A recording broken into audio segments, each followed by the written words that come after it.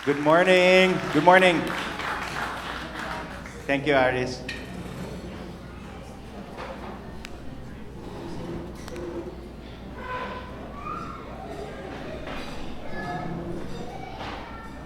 On in, ikaw na or. Hello. Hello, hello. Okay. Good morning, everyone. Don't worry. Our sharing will be a bit short. Kaya ko lang. So, kumain kayo mabuti, just right.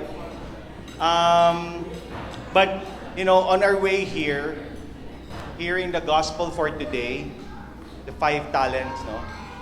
I hope you get to see it within our sharing. Na we started with so little, but he was, as long as you are willing, he'll be able to multiply it in superabundance. Good morning, everyone. We are the Domingo family, and today we want to open a little window into our lives. The real, messy, beautiful journey of our faith as a family. We are not perfect. We do not have it all together. But if there's one thing we have learned, it is that God can work with imperfect people. And we are the living proof of that.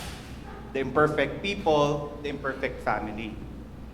Hello, everyone. I'm Matt Domingo. And on behalf of my family, I just want to say thank you for being here and giving us this chance to share a part of our lives with you this morning.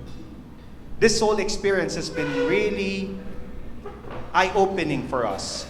As we prepared for today, we found ourselves looking back, remembering the moments, the challenges, the blessings that brought us to where we are right now.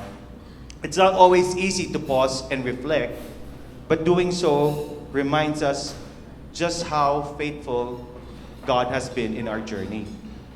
We're truly grateful to be standing or sitting here in front of you today, and even more grateful to be sharing our story with all of you. This family sharing has been postponed for a few times, 2 or 3 times already, if I'm not mistaken. Tama, Onin? But today it's finally happening, and we're truly grateful as we share our story. We hope you find something meaningful in it, just as we did while reflecting on it ourselves. I'm Maria Charina T. Domingo. Like Matt, and I'm sure many of you, I grew up in a devout Catholic family. From a young age, faith was woven into our daily lives. Sunday masses, church services, Holy Week traditions, novenas, nightly rosaries, and a deep devotion to the saints. Over time, these became second nature. Now, as parents, Matt and I are committed to passing on that same faith to our son, Uno, hoping to give him a strong foundation to carry through life. After graduating from De La Salle University, I began teaching preschool in Makati, even before finishing college. Around that time, I also landed a side job on a government-run TV program. It was fun and exciting, something I had always dreamed of. But along the way, I realized where my heart truly belonged, with young children. So I eventually let go of my dream of becoming a TV anchor, so thank you for the seat, and fully embraced my calling as a preschool teacher, and I've never looked back since. I'm Juan Martin Gabriel T. Domingo, but most people call me Muno. This talk is a bit of a follow-up to the one I gave when I was 11 years old. And would you believe it? I'm now 15. A lot has changed since then, but I'm still the same only child, just with a bit more responsibility on my shoulders. I'm currently in 10th grade at Pyros Salvage School, the same school where my dad went to high school. School keeps me busy these days, especially with all the academic work and deadlines. But I'm learning to take responsibility and manage my time better. Thank you as well for the guidance of my mentor, Mr. Alki. Hi, sir. When I do get free time, I enjoy playing video games like Minecraft, Valorant, FIFA, Roblox, and Clash Royale, just to name a few. I also try to read a book or two, hoping to copy my mom and dad, who still find time to read despite everything they do. Sports have always been a big part of my life. I've been playing football since grade 1, and it's still my favorite sport. I've also tried jiu-jitsu for a couple of months, and I can manage a badminton racket or a pickleball paddle, but I always find myself coming back to the football field.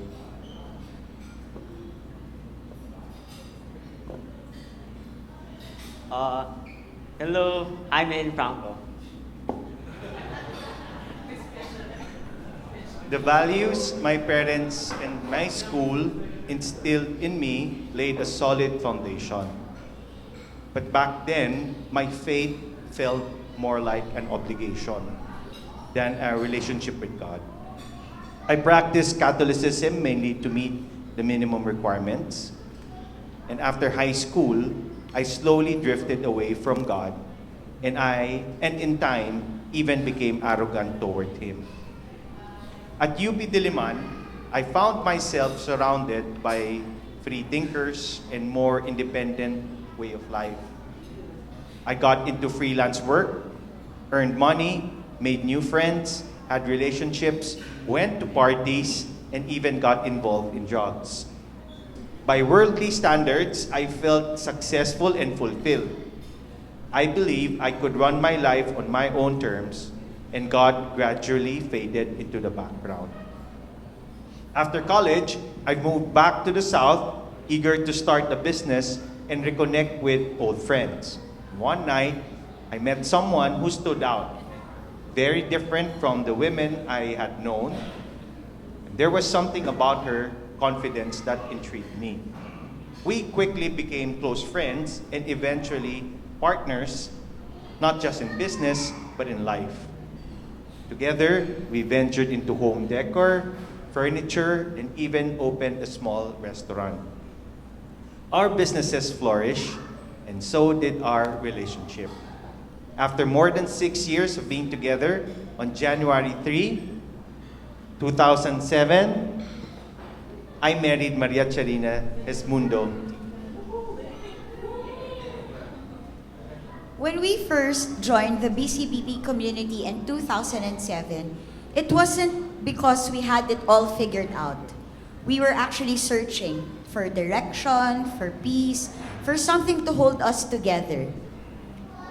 It was the parents of my students, Daddy John and Mommy Cez Reyes, who invited us to the BCBP and encouraged us to attend the Christian Life program. At first, Matthew and I had a lot of hesitation, but eventually we said yes and joined the BCLP 38, and we're so glad we did. We truly enjoyed the entire experience. One blessing that really stands out for me is that we were able to begin our life in community during the first year of our marriage. Looking back, that was such a meaningful and grace-filled way to start our journey as husband and wife. I remember not being sure about joining at first. I kept thinking, do I really have time for this? But the first time we attended, I noticed something in the people, a kind of joy I could not quite explain.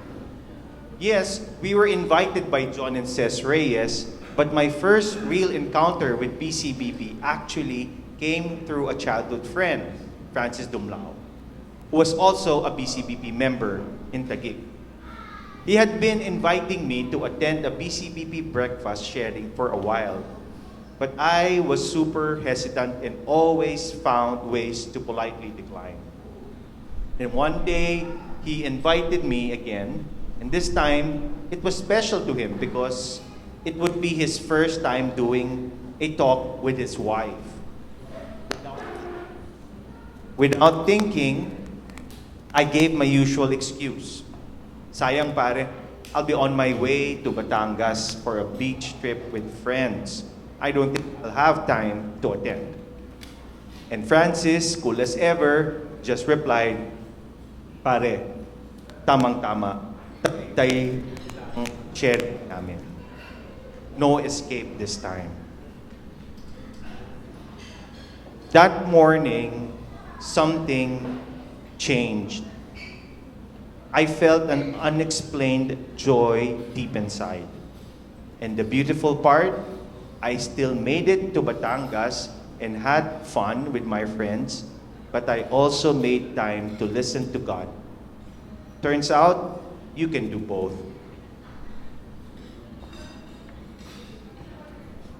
From that point on, I was hooked. I couldn't resist anymore, and I made it a point to attend as many breakfast sharings as I could. I have so many fond memories and happy experiences with the BCBP family community. Even from when I was just a baby, I've seen pictures of myself as a toddler surrounded by people from the community, some of whom eventually became my godparents. Well, some of them are here like Ninang Oma, Ninang Maricar, Ninang John, Ninang Ses, and even Mr. Alki, who's also my Ninang. And also Ninang JV and Ninang Shai, who are not here. I was already attending BCBP breakfast and other activities before I could even walk. My parents would even bring me along to the PSMR for marriage retreat in Angels Hills, Tagaytay, so they could still serve while making sure they were with me at the end of the day.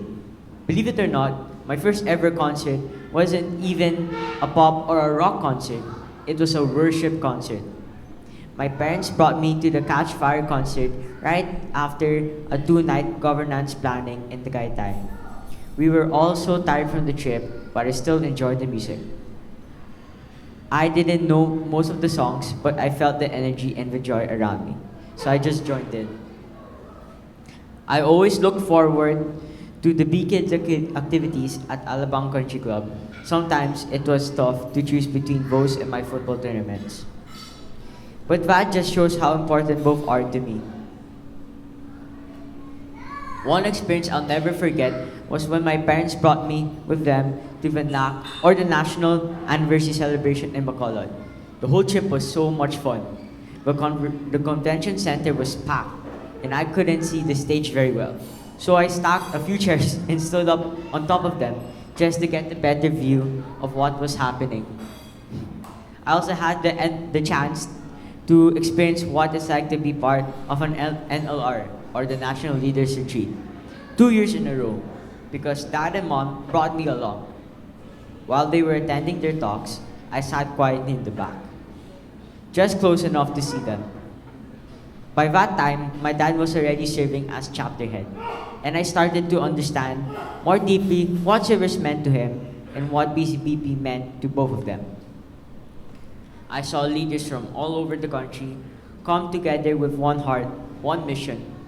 And even though my parents would often spend a lot of time, especially Saturdays, serving in the community, I never resented it. In fact, I felt proud. It was nice to see them do something unique as a married couple, their Saturdays. Growing up in this community has been a real blessing. It's more than just something I was brought to. It's something I've grown up with. Now I understand why my parents keep singing their hearts out during the worship, raise their hands in prayer, and talk to so many people like we have known them forever. Now I get it. I see why they love this community so much. And I'm really grateful to be part of it too. Not feeling awkward and not feeling cringy. There have been seasons when faith came easily, moments when God felt so near, so real. During retreats, worships, and services, we were immersed in His presence. There were quiet nights when we prayed together as a family and could feel a deep, unexplainable peace settle over the room. And there were simple morning drives when even our quick prayers in the car brought comfort and a sense of grounding. In those moments, faith felt natural, effortless, and alive. They were reminders that God walks with us, not just in grand encounters, but in the ordinary rhythms of daily life. But just as there were seasons when faith came easily, there were also times when it felt much harder to hold on. There were days when life simply got too loud, when our schedules were overflowing and our prayers were reduced to whispers in between meetings, errands, and endless to-do lists. There were moments when tensions rose over the smallest things, when exhaustions made us quick to speak and slow to understand. Sometimes we felt so worn out that we couldn't bring ourselves to pray or be present in a community or even connect with each other. In those moments, faith felt distant and heavy and quiet. We still believed, but we were tired. We knew God was there, but we couldn't always feel Him. And that silence, that waiting, that stretching of the heart, it was kind of hard. But even then, even in those quiet and messy seasons, grace never left. God was still present in the people who checked in the worship song, and that randomly played at just the right time, in the quiet nudge to try again tomorrow.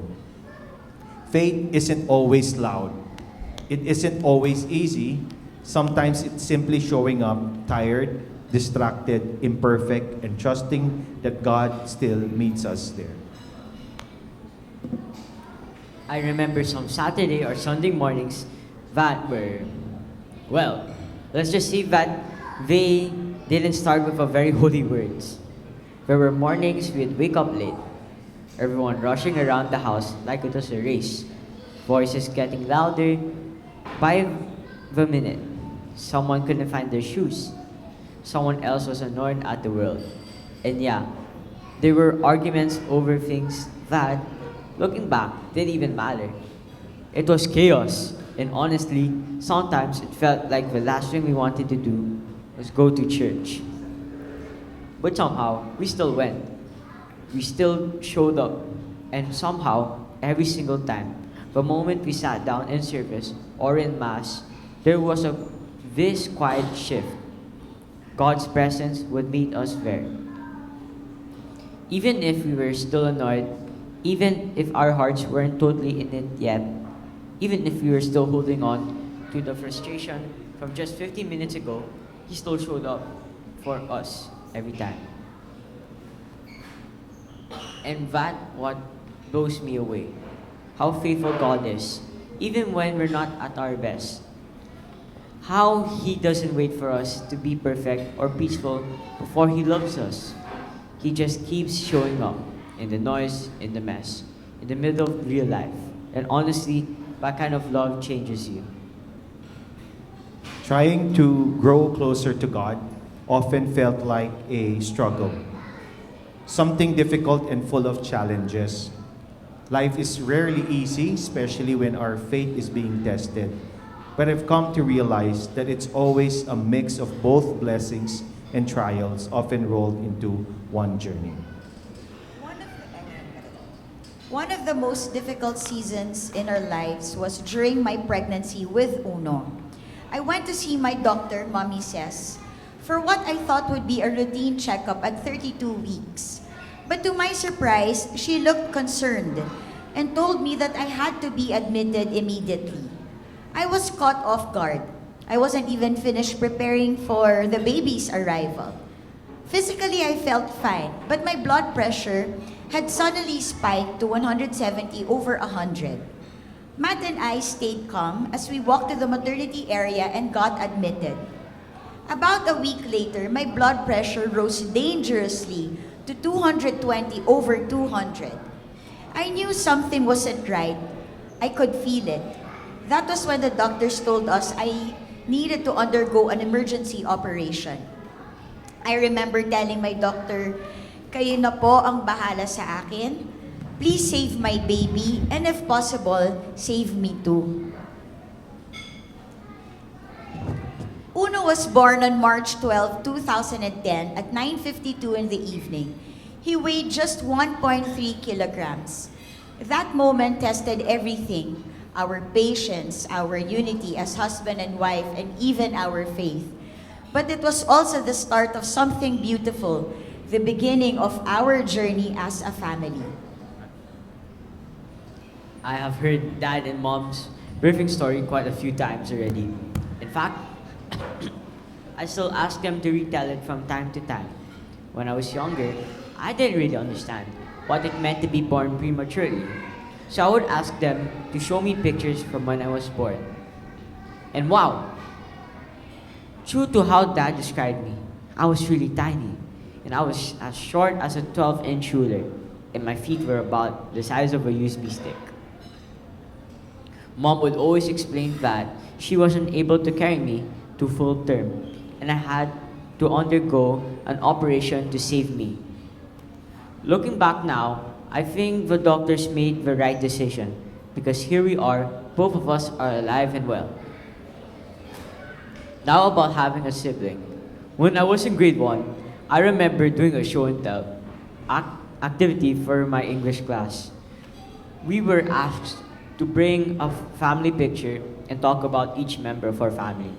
And I got really worried because most of my classmates had siblings in their photos and I didn't. I cried because I felt jealous. At that moment, I thought my family was incomplete. I overheard my parents talk about the idea of growing our family. But honestly, if it means putting my mom's health at risk again, I'm okay being an only child. Over the years, I've made a lot of friends in school, and I have 5 cousins who are like siblings to me. I know now that being part of a family isn't about how many members you have, but how much love you share. I'm truly thankful and grateful to be part of this family. Thank you, Dad, for always taking care of us, and thank you, Mom, for giving birth to me. In spite of the many challenges we faced, financially, physically, and emotionally, we had Uno. He is God's perfect gift, a beautiful reminder that He listens, that He never abandons, and that He is always faithful. God is never early, never late. He is always right on time, and truly His timing is perfect. One of the greatest blessings of being part of the BCBP community is that we never felt alone during our most difficult moments. I remember when I had dengue back in May 2007, before we were even members. Imagine this, someone came up to my hospital room, prayed over me, and while the others lined up outside to donate blood. We hadn't even officially joined yet, and the community we were already being embraced like a family. Since then, the community has always been there to pray with us, uplift our spirits, and give us the strength we needed to keep going. That's why our hearts are filled with so much gratitude when we talk about the BCBP community. Grateful to the people, and most of all, to the one who moves through them. We owe everything to God. And when you're faced with this kind of love, this kind of grace, you can't help but ask, how do I give back? And the only way we knew how was to pay it forward by giving ourselves in service. For me, it was during one football game when I finally understood why my parents loved this life of faith. That day, I felt like God spoke to me, not just to our family, but to me personally. And that's when I realized this journey of faith wasn't just theirs anymore. It had become mine too. I thought it would be just another normal game. I was excited, playing the sport I love, laughing with my teammates, and planning a sleepover with friends afterward. Everything felt perfect. I still remember every moment leading up to that game. But then, everything changed. Last May 17, I landed badly and twisted my leg. I fractured my right tibia and fibula. Imagine a toilet paper roll and folded. The pain was unbearable. And it wasn't just my leg that hurt. It was my mind and my heart. Suddenly, everything I had been looking forward to that summer, games, training, trips, the fun, was gone in an instant. Worse, I started to question if my dreams and goals were now out of reach. Everything felt impossible. My thoughts were all over the place. I was 6 months into my journey with two new football clubs competing here and abroad, falling even deeper in love with the sport. And then, just like that, it was taken away from me. I felt empty. That season of my life was truly heartbreaking. There were sleepless nights, emotional breakdowns, and a constant feeling that no one really understood what I was going through. That pain, physical, mental, emotional, became my new normal. Dang. I felt like time was slipping away from me. And I honestly wasn't sure if I'd ever be able to catch up again. But somehow, I'm still here. It's been almost 4 months since the incident. I made it through, and now I'm doing my best to keep a positive mindset, to find the good, and even in as difficult and unexpected as that moment. One verse that carried me through is, "The Lord is close to the brokenhearted and saves those who are crushed in spirit." From Psalm chapter 34, verse 18. I've been working really hard on my recovery, going through sports therapy 3 times a week, guided by professionals at Asian Hospital and the Philippine Orthopedic Institute. My personal physical therapist also visits me at home to check on my progress. But through it all, I know I wouldn't have made it this far without my mom and dad. Their constant care, patience, and love have been my greatest source of strength. I remember them joking before about how they took care of me as a baby, and I'd laugh, thinking they were exaggerating. I had no memory of it, so it all just sounded like a funny story. When I had my leg in a cast with metal infusions, I couldn't do even the simplest things on my own. And honestly, it was one of the lowest points in my life. I felt helpless, frustrated, even a little embarrassed. But during that season, my parents reminded me, without words, what real unconditional love looks like. They cared for me in the same exact way they did when I was a baby. But this time, I was old enough to understand. Old enough to really see all the little sacrifices they made. And because of that, I felt it all so deeply. They personally prepared every single healthy meal.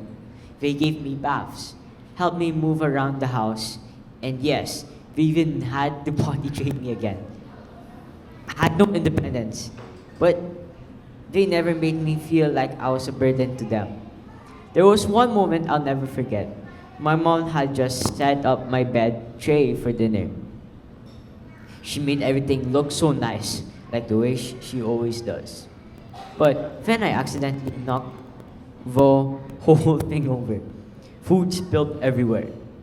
In my mind, patay ako kay mom. She just vacuumed the entire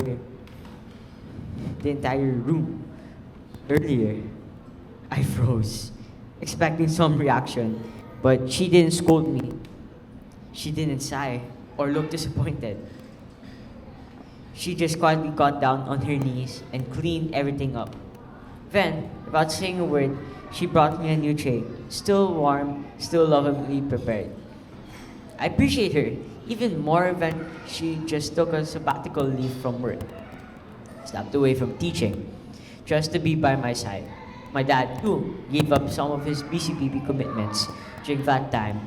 He would skip some Saturday BCPP activities for my weekly checkups and x-rays. They didn't just say they loved me, they showed it in every single way. I'll never forget it because it was in that broken, painful season that I got to experience being loved like an infant all over again. But this time, I truly understood what it cost and never felt more grateful. Their love wasn't just about making me feel better. It was about showing me that I never have to go through these challenges alone. I can talk to my dad and mom about everything and anything, even in my most vulnerable moments. They would just sit with me, quietly listening, never rushing to judge. They taught me to stay hopeful, to focus on healing, just physically, but mentally and emotionally. Oh. They told me again and again that I could come back stronger, 100 times better than before. They believed in my dreams, even when I started to doubt them myself. But the most important thing they reminded me of, to pray every single day. To thank God not just for the good things, but to embrace the struggles as well. Well, because they shape us too. Looking back now, I know for sure I wouldn't be who I am today without them. And maybe that's the real victory in all of this. Thank you, BCBP family, for everything.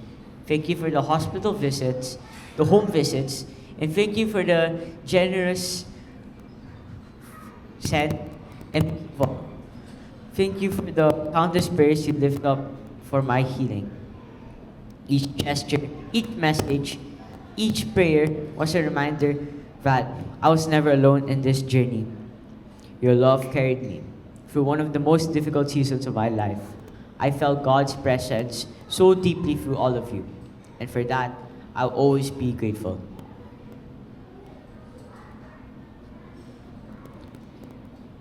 From the bottom of my heart, thank you. Faith isn't faith isn't about having a perfect record. It's about showing up for God, for each other, even on the messy days. It's about trusting that God is present in both the mountaintops and valleys of our life journey. It's about realizing that no matter how different our struggles are, we're stronger when we carry them together. And it's amazing how many of us still respond to God's call, even with our busy lives and countless responsibilities. But the deeper question is, do we respond the way He desires? Like Peter stepping out of the boat, I was also hesitant. For years, I said yes to service, but my heart wasn't always fully in it. Looking back, I realized how many moments I missed, opportunities to grow through faith, trials, and surrender. Everything changed in 2020 when I was asked to be the BCLP course leader in Alabang. I prayed hard before saying yes. I felt unworthy and unsure, thinking others were more qualified. But isn't that how it is when God calls us? We rarely feel ready. Then came the pandemic, and we had to shift everything online. I even hoped the BCLP would be postponed. How could something so sacred, especially the baptism of the Holy Spirit, work virtually? But we pressed on. Like Peter, I stepped out expecting to sink. But I didn't. We didn't, because God showed up and He equipped us as we went. We saw Him move in every prayer, every worship, every moment, and every open heart. That one trusting yes was all He needed, our total cooperation. By God's grace, 86 out of 100 participants embraced the BCBP way of life. Many now serve in ANC, ASC, and Alabang, Maine. But more than the numbers, it was witnessing lives transformed that made everything worth it. This isn't just my story, it's ours.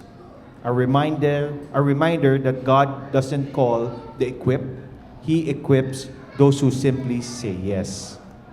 So, if God is calling you out of your comfort zone, take that step. It may feel uncertain, but it could change everything. And if there's one Bible verse that carried me through this, it's this. In John chapter 3, verse 30, He must increase, I must decrease. Whoever said service is easy? It definitely wasn't for us, especially in the beginning.